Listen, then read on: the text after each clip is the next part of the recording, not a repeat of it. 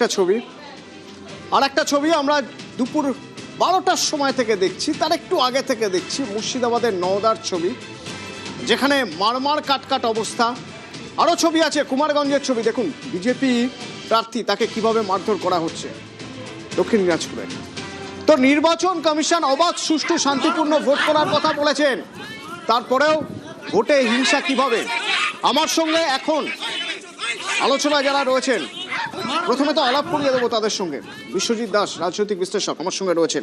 আমার সঙ্গে স্বপন দাস রয়েছেন, বিজেপি পক্ষে বলবেন, এবং আমার সঙ্গে রয়েছেন চন্দন চট্টোপাধ্যায়, সিপিআইএম এর জন্য বলবেন, এবং অমিতাভ সিনহা, কংগ্রেসের মুখপাত্র, এবং আমার সঙ্গে কৃষাণু মিত্র রয়েছেন, তৃণমূলের মুখপাত্র।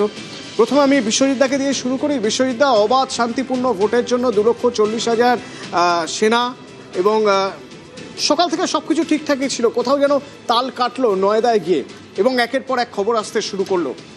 কোথাও কি মনে হচ্ছে নির্বাচন কমিশনের এই যে এত কিছু, কোথাও গিয়ে একটা বাধা, কোথাও একটা ধাক্কা খাচ্ছে, কোথাও গিয়ে থেমে যাচ্ছে? না, এখনই বজ্র আটনি ফসকা গেরো বলার মতো সময় আসেনি।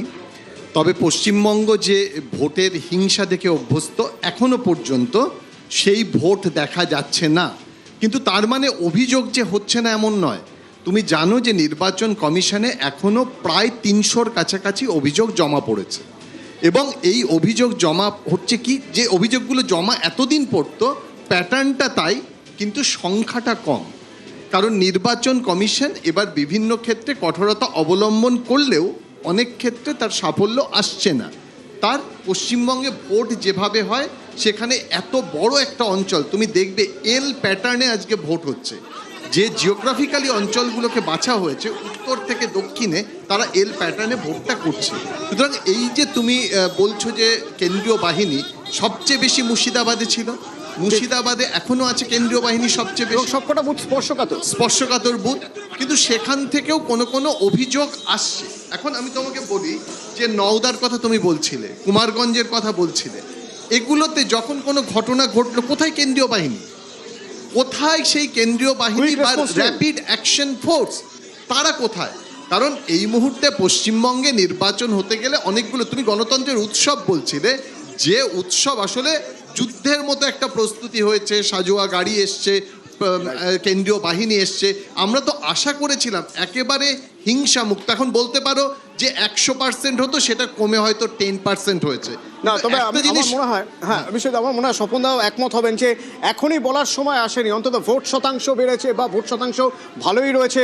পরবর্তীতে হয়তো আমরা দেখবো যে দুপুরের পর, মানে খুব গরম যে সময়টা, সেটার পরে আরও অনেক ভোট পড়বে। নির্বাচন কমিশন সব রকম চেষ্টা করেছে। কেমন ভোট হচ্ছে কি মনে হয় আপনার? দেখুন, পশ্চিমবাংলা মোটামুটি প্রথম নির্বাচন থেকে যে ভোট থেকে অভ্যস্ত 1952 সাল থেকে, এমনকি 1957 নির্বাচনে স্বয়ং তৎকালীন মুখ্যমন্ত্রীর বিরুদ্ধেও রিগিংয়ের অভিযোগ উঠেছিল। তো বিভিন্নভাবে তখনকার রিগিং এক ধরনের হতো, তারপর এটা বৈজ্ঞানিক পরিবর্তন ঘটেছে। তো এখন যে ধরনের ভোটটা দেখে অভ্যস্ত, ডোমকলে ভোট, মানে 5জন 10 জনের লাশ পড়বে, বিভিন্ন জায়গাতে 30 জন 40 জন পর্যন্ত মারা গেছে। মানে আপনি বলছেন এটা হচ্ছে ভোট সংস্কৃতি? না না, ভোট সংস্কৃতি নয়, পশ্চিমবাংলার সংস্কৃতি, নির্বাচন সংস্কৃতি, এটাই আমাদেরকে শেখানো হয়েছে। সেখান থেকে এবারের নির্বাচনে ভোটের আগের দিন সন্ত্রাস করা হয়েছে, বাড়িতে বাড়িতে গিয়ে তুলে নিয়ে যাওয়া হয়েছে, এজেন্টের ফর্ম কেড়ে নেওয়া হয়েছে, হুমকি দেওয়া হয়েছে, এ ধরনের ঘটনা কিন্তু গতকাল একটার বাইরে কোনো ঘটনা ঘটেনি, তেমন ধরনের অভিযোগ আসেনি। এখনো পর্যন্ত প্রায় 43% ভোট পড়েছে, যে বাম্পার ভোটিং যেটাকে আমরা বলি, এটা কোনোবার এই ভোটের হারটা কোনোবার হয়নি, যেটা এবার হচ্ছে। এবং তৃতীয় আরেকটা জিনিস, আপনার চ্যানেলে আমি বসে দেখলাম, একটা বা দুটো ঘটনার বাইরে তৃতীয় ঘটনা আপনারা এখনো পর্যন্ত দেখাননি। হয়তো আছে আরও ঘটনা, কিন্তু 2 বা 3টে ঘটনা, এবং প্রত্যেকটা ঘটনা ভোট কেন্দ্রের বাইরে, প্রত্যেকটা ঘটনাই ভোট কেন্দ্রের বাইরে। সে হুমায়ুন কবিরের হোক বা কুমারগঞ্জে বিজেপি প্রার্থীর উপর হোক, সব ভোট কেন্দ্রের বাইরে। 100 মিটারের বাইরে তো বটে, সব ভোট কেন্দ্রের বাইরে। এখন সেন্ট্রাল ফোর্স দিন বা পুরো মিলিটারি যদি নামিয়ে দেওয়া হয় আমাদের এখানে, পুরো মিলিটারি যদি নামায়, পুরো পুলিশ ফোর্সকেও যদি পশ্চিমবাংলাকে নামায়, প্রত্যেকটা মানুষকে নিরাপত্তা দেওয়ার কারোর ক্ষমতা নেই, নির্বাচন কমিশনের নেই। আমাদের সচেতনতার দরকার ছিল প্রত্যেকটা রাজনৈতিক দলের। যতগুলো জায়গায় গন্ডগোল হয়েছে, প্রত্যেকটা জায়গায় গন্ডগোলের মুখ্য ভূমিকা ওই সন্ত্রাসবাদী দল তৃণমূলের। ওই সন্ত্রাসবাদী দল, তারা সন্ত্রাস করে নির্বাচন জিততে চায়, কিন্তু তাদের এই অঙ্কটা যে এবার মেলেনি, ওরাও বুঝতে পেরেছে। এবং আমি পরিষ্কার করে একটা জিনিস বলতে চাইছি, গতবার তৃণমূল কংগ্রেস যে আসন পেয়েছিল 92টা সিট পেয়েছিল এই 152টার মধ্যে, আর বিজেপি 59। এবার বিজেপির যে 59, তার নিচে তৃণমূল নামবে, আর বিজেপির আসনটা ওই তৃণমূলের চাইতেও বেশি হবে। রিঅ্যাকশন নিতেই হবে। আমি নিশ্চয়ই বলুক না, ও তো বলার জন্য বসে আছে। না, এখন বিষয়টা হচ্ছে বিজেপির তো কনফিডেন্স আমরা দেখেইছি, মানে কেন্দ্রীয় বাহিনীর সাথে সাথে বিজেপির কনফিডেন্স। তাহলে আমরা নিশ্চয়ই হুমায়ুন কবিরের সাথে বিজেপির সম্পর্ক, 1000 কোটি টাকার লেনদেন, প্রধানমন্ত্রীর দফতর সেখানে যুক্ত, সেও অভিযুক্ত। কিষাণু কোনো প্রমাণ নেই, প্রমাণ ছাড়া কথা বলবেন না। কেন প্রমাণ? না, কিষাণু কোনো প্রমাণ নেই। এতদিন ধরে তোমরা কি করেছো? তোমরা একের পর এক প্রমাণ দিতে অপারগ হয়ে তারপরে তোমরা অভিযোগ করেছো। 100 বার আমরা স্টিং অপারেশনে প্রধানমন্ত্রী দপ্তর, আমরা বিজেপির একাধিক কখনো বলবে না যার কোনো অভিযোগ নেই, যার কোনো ভিত্তি নেই। বলবো হুমায়ুন কবির তোমাদের এই যে অভিযোগ করবে, হুমায়ুন কবির তোমাদের লোক, হুমায়ুন কবির তোমাদের এমএলএ, এটাই হুমায়ুন কবির তোমাদের এমএলএ, এসব কথা বলবে না। বুঝতে পারছে যে কেন্দ্রীয় বাহিনী 4 তারিখের পর আর থাকবে না, তখন মানুষের কাছে জবাবদিহি করতে হবে। তোমাদের 1000 কোটি টাকার বিনিময় হুমায়ুন কবিরকে দিয়ে যদি অপটিক্স তারা হাইজ্যাক করতে চায়, নন্দীগ্রাম দেখাক না। বিজেপির বুকের পাটা থাকলে আজকে নন্দীগ্রামের ভিডিও তুলে ধরুক। নন্দীগ্রামে তো শুভেন্দু অধিকারী ইন্টারভিউ দিয়েছে, সকালবেলা থেকে শুভেন্দু অধিকারী লাফিয়ে লাফিয়ে এবুত অবুত করে বেড়াচ্ছে, টিভির ক্যামেরাকে ইন্টারভিউ পর্যন্ত দিচ্ছে। সেই ইন্টারভিউ আমরা দেখছি না কেন? ভয় কে পেয়েছে? পবিত্র কর, সে তো বাড়িতে বসে আছে, সে তো বলছে আমরা সারা বছর পড়াশোনা করেছি, আজকে আমাদের ভয় পাওয়ার কোনো কারণ নেই। শুভেন্দু অধিকারী কেন লাফাচ্ছে?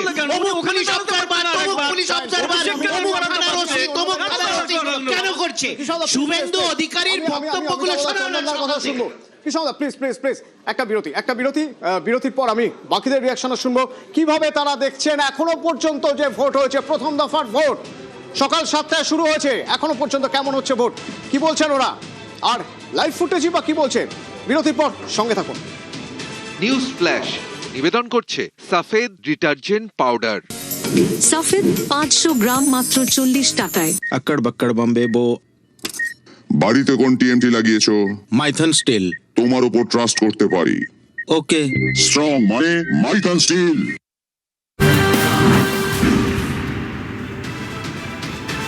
ভোট শুরু হয়ে গেছে, ভোট চলছে, সেই ভোট ছবি বিভিন্ন জায়গা থেকে দেখছি। যদি এখন মালদার ছবি এক নজরে একবার দেখা যায়, মালদা অত্যন্ত গুরুত্বপূর্ণ এবারের এই ভোটে, এবং এই মালদা যা একসময় গনি খানের গড় বলে পরিচিত ছিল, পরবর্তীকালে রাজনৈতিক চালচিত্রের বদল হয়েছে অনেক। মৌসম ব্যানার্জি নূর এখান থেকে এবার আবার ভোটে দাঁড়িয়েছেন। কিছুদিন আগে তৃণমূল থেকে তিনি ফিরে এসেছিলেন কংগ্রেসে এবার তিনি ভোটে দাঁড়িয়েছেন এই মালদা থেকেই।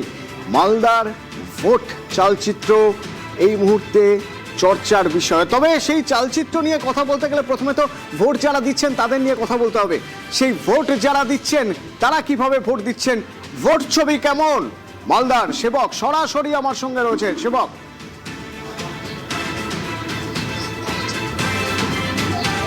একদমই অতনু, তুমি যেমনটা বলছিলে, সত্যি মালদা অত্যন্ত গুরুত্বপূর্ণ। 12টি বিধানসভায় 27 লক্ষেরও বেশি মানুষ ভোট দিচ্ছেন। আর আমরা কিন্তু দেখছি যে মোথাবাড়ি কাণ্ড থেকে উত্তপ্ত হয়েছিল এসআইআর নিয়ে মালদা, আর তারপর থেকে কিন্তু কেন্দ্রীয় বাহিনীর নজরদারি বেড়েছে। 172 কোম্পানি কেন্দ্রীয় বাহিনী আজকে মোতায়েন রয়েছে মালদায়। আর সকাল থেকে কিন্তু ভোটদাতাদের মধ্যে আমরা দেখছি উৎসাহ লক্ষ্য করা যাচ্ছে। অনেকেই সকাল সকাল ভোটের লাইনে দাঁড়িয়ে পড়েছেন। আমরা এরকমই একটি লাইনের সামনে রয়েছি, অনেক ভোটার এসেছেন। আমরা কথা বলে বুঝে নেওয়ার চেষ্টা করবো কতটা উৎসাহ আপনাদের মধ্যে, কি বুঝছেন? নতুন রকম উৎসাহ পাচ্ছি, কারণ এবার অ্যারেঞ্জমেন্ট খুব বেশি, সেই জন্য সেটাও দেখার জন্য তাড়াতাড়ি এলাম। কতটা সেন্ট্রাল ফোর্স, কতটা প্রিকশনারি, নতুন নতুন ভাব একটা লাগছে। দাদা, আবহাওয়া কিরকম? ভালো, সুন্দর। কি করতে হবে? সবাই শান্তিপূর্ণভাবে ভোট দিচ্ছে, দাঁড়িয়ে সবাই লাইনে দাঁড়িয়ে শান্তিপূর্ণভাবে। কি বলবেন সকাল সকাল ভোটের লাইনে? ভোটের লাইনে সবাই এবার নতুনভাবে একটু নতুনভাবে ভোট দেওয়া হচ্ছে, একটু ভালো লাগছে। নিরাপত্তা কিরকম? নিরাপত্তা খুব সুন্দর। সেবক, তুমি আবহাওয়া কেমন জানতে চাইছিলে, তো আবহাওয়া কেমন আমরা বরং একবার পুরুলিয়া থেকে জেনে নিই। পুরুলিয়া থেকে একবার আবহাওয়ার ছবি দেখে নেওয়া যাক। বলরামপুর থেকে আমার সঙ্গে ইন্দ্র রয়েছেন, আমার সহকর্মী। কারণ পুরুলিয়া আর কিছুক্ষণ পরে ভোটের লাইন দেখা যাবে কমে যাচ্ছে, আবার হয়তো বিকেলের দিকে ভোটের লাইনটা লম্বা হবে। এখন লম্বা লাইন থাকবে, ভোটের ভিড় থাকবে, সেই ছবি তো দেখা যাচ্ছে। ইন্দ্র সরাসরি আমার সঙ্গে রয়েছে। ইন্দ্র, একটু দেখে নিতে চাইবো কি অবস্থা ওখানে, কেমন হচ্ছে ভোট গ্রহণ? দেখো অতনু, একেবারেই তাপমাত্রা 43 ডিগ্রিতে পৌঁছে গেছে এবং এই কারণেই পুরুলিয়াতে সকালবেলা থেকে দেখা যাচ্ছে, আমি এই মুহূর্তে দাঁড়িয়ে আছি বলরামপুর বিধানসভা কেন্দ্রের 67 এবং 68 নম্বর বুথে। সেখানে মহিলা পরিচালিত একটি বুথ এবং এই বুথে তীব্র দাবদাহের কারণেই সকাল থেকে লম্বা লাইন ভোটারদের, এবং ভোটারদের এতই বেশি ভিড় ছিল যে দ্রুত নির্দিষ্ট সময়ে ভোট গ্রহণ কেন্দ্রে ভোট প্রক্রিয়া শুরু করা যায়নি, একটু দেরি হয়েছে মিনিট 10 এবং একইভাবে